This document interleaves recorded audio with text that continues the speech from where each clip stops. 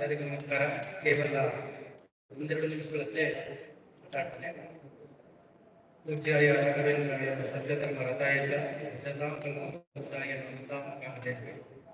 ವೇದಿಕೆ ಮೇಲೆ ಆಸೀನರಾಗಿರತಕ್ಕಂಥ ಎಲ್ಲ ಗುರು ಹಿರಿಯರೇ,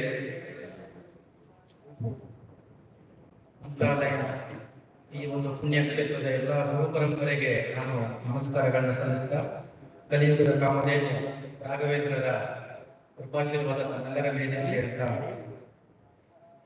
ದೇವರಲ್ಲಿ ಕೇಳ್ಕೊಂಡಿದ್ದೇನೆ. ಇತಿಹಾಸವನ್ನ ಅರಿಯದವರು ಇತಿಹಾಸವನ್ನು ಸೃಷ್ಟಿಸಲಾರಂತ ಒಂದು ಮಾತಿದೆ.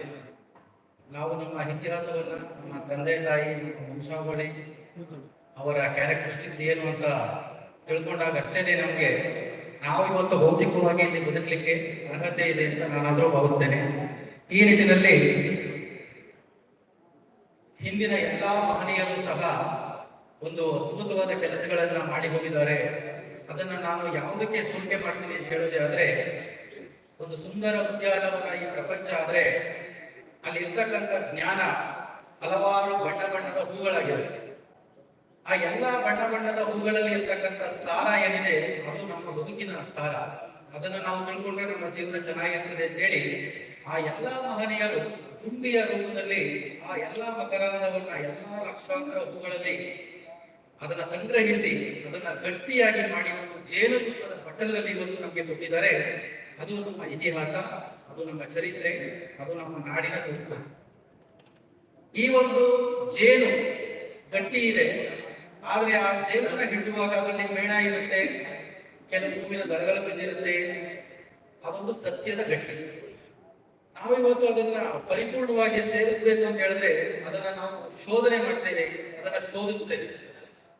ಆ ಶೋಧನೆ ಅಂದ್ರೆ ಏನು ಅಂತ ಹೇಳಿದ್ರೆ, ನಾವು ಜೇನನ್ನ ಅದು ಜೇನು ಅಲ್ಲ ಅಂತ ಹೇಳಿ ತಿಳಿಯಲ್ಲ.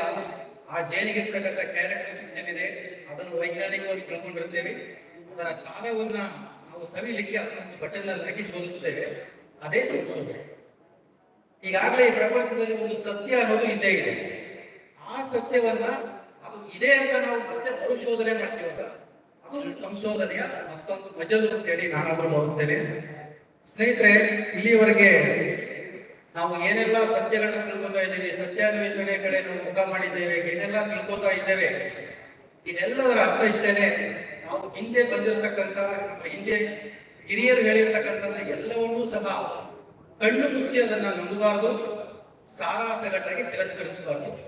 ಇವತ್ತಿನ ಪ್ರಸ್ತುತ ಕಾಲಮಾನದಲ್ಲಿ ಅದನ್ನ ಹೇಗೆ ಹೊರೆಯಾಚಬೇಕು, ನಮ್ಮ ಜೀವನದ ಇವತ್ತಿನ ಪ್ರಸ್ತುತ ಸ್ಥಿತಿಗತಿಗಳಿಗೆ ಅದರ ವಾಸ್ತವಕತೆ, ಅದರ ಒಂದು ಪರಿಣಾಮಕಾರಿ ಬಳಕೆ ಹೇಗೆ ಆಗಬೇಕು, ಸದ್ಬಳಕೆ, ಆ ನಿಟ್ಟಿನಲ್ಲಿ ಅವೆಲ್ಲವನ್ನೂ ಸಹ ನಾವು ಬಳಸ್ತೇವೆ ಅಂತ ಹೇಳ್ತಾ, ಇನ್ನು ಸಂಶೋಧನೆ ಬಗ್ಗೆ ಬೆಳಿಗ್ಗೆಯಿಂದ ಹಲವಾರು ಹಿರಿಯರು ಒಂದು ಸತ್ಯ ಹೇಳ್ಬೇಕಂತ ಹೇಳಿದ್ರೆ, ಇಲ್ಲಿ ನೆರೆದಿರ್ತಕ್ಕಂಥ ನಿಮ್ಮೆಲ್ಲರ ಅನುಭವ ಇರ್ಬೋದು, ನಿಮ್ಮ ಪಕ್ವತೆ ಇರ್ಬೋದು, ನಿಮ್ಮ ವಯಸ್ಸು ಇರ್ಬೋದು, ನಿಮ್ಮ ಜ್ಞಾನ ಭಂಡಾರ ಇರ್ಬೋದು, ಎಲ್ಲವನ್ನೂ ಸಹ ನೋಡಿದ್ರೆ ಹಿಮಾಲಯ ಪರ್ವತದ ಮುಂದೆ ಒಂದು ಸಣ್ಣ ತರಗೆಲೆ ಇರ್ತದಲ್ಲ, ಅದಕ್ಕೆ ನಾನು ಸಮಾನ ಅಂತ ಭಾವಿಸ್ತೇನೆ.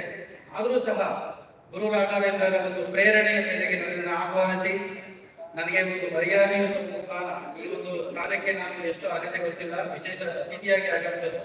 ನಾನು ಸಹ ಒಬ್ಬ PhD ಸ್ಟೂಡೆಂಟ್. ಯಾಕೆ ಹೇಳ್ತೀನಿ ಅಂದ್ರೆ, ನಾನು 15 ವರ್ಷಗಳ ಕಾಲ ರೆವಿನ್ಯೂ ಡಿಪಾರ್ಟ್ಮೆಂಟ್ ನಲ್ಲಿ ಹಿರಿಯ ಅಧಿಕಾರಿಯಾಗಿ ಏನೇ ಕೆಲಸ ಮಾಡಿದ್ರು ಸಹ ಇವತ್ತು ನಾನು ಒಬ್ಬ ವಿದ್ಯಾರ್ಥಿಯಾಗಿ ಬಂದು ತಮ್ಮಿಂದ ಬಹಳಷ್ಟು ಕಲ್ತಿದ್ದೇನೆ. ವೇದಿಕೆ ಮೇಲೆ ಇರ್ತಕ್ಕಂಥ ನಿಮ್ಮೆಲ್ಲರಿಂದ ಇವತ್ತು ನಾನು ಬಹಳಷ್ಟು ಕಲ್ತಿದ್ದೇನೆ ಅಂತ ಹೇಳಲಿಕ್ಕೆ ಇಷ್ಟಪಡ್ತಾ, ಸಂಶೋಧನೆ ಅನ್ನೋದು ಒಂದು ಸತ್ಯಾನ್ವೇಷಣೆ, ಅದು ಪೂರ್ವಾಗ್ರಹ ಪೀಡಿತ ಆಗಿರಬಾರದು. ವೈಜ್ಞಾನಿಕ ಮನೋಭಾವನೆ ಮತ್ತು ತಾರ್ಕಿಕ ಚಿಂತನೆಗಳನ್ನು ನಾವು ನಮ್ಮಲ್ಲಿ ಅಳವಡಿಸಿಕೊಂಡು ಸತ್ಯವನ್ನಷ್ಟೇ ಬೆಳಕಾಗಿ ಜಗತ್ತಿಗೆ ನೀಡೋಣ ಅಂತ ಆಶಿಸ್ತಾ, ಗುರು ರಾಘವೇಂದ್ರಲ್ಲಿ ಮತ್ತೊಮ್ಮೆ ನಾನು ಸಾಷ್ಟಾಂಗ ಪ್ರಮಾಣಗಳನ್ನು ಸಲ್ಲಿಸ್ತಾ, ಅದೇ ರೀತಿಯಲ್ಲಿ ಸುರೇಂದ್ರ ತೀರ್ಥರ 50ನೇ ವರ್ಷದ ಹುಟ್ಟುಹಬ್ಬದಲ್ಲಿ ಅವರಿಗೆ ದೇವರು ಆಯಸ್ಸು, ಆರೋಗ್ಯ ಎಲ್ಲವನ್ನ ಕೊಟ್ಟು ಕಾಪಾಡಲಿ.